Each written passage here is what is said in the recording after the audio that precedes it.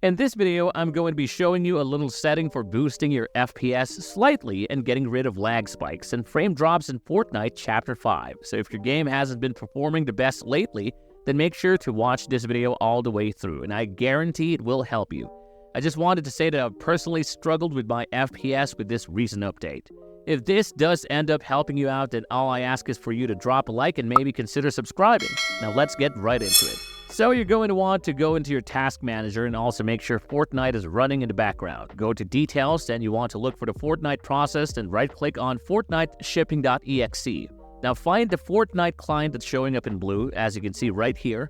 Right-click on it and go to Set Priority, then set it to High. All this basically does is make your PC use more of its power and resources on Fortnite, which in return gives you a really nice, slight FPS boost.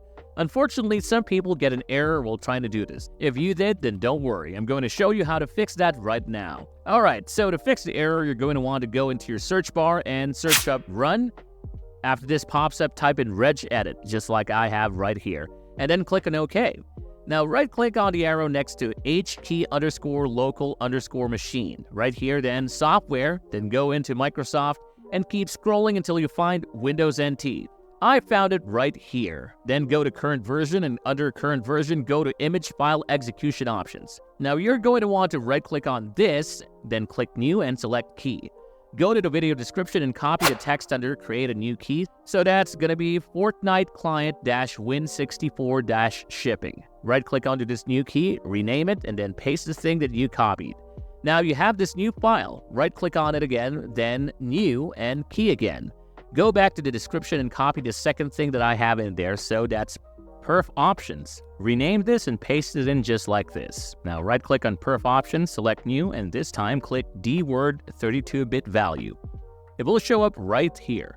Go back to the description one more time and paste the last thing that I have there, so that's CpuPriorityClass.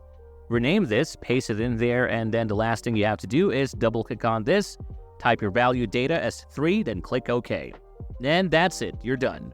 Now when you launch Fortnite and check your game's priority once again, it will show that it's on high. Now I had this problem myself and I used this exact method, and now it's working with no problems.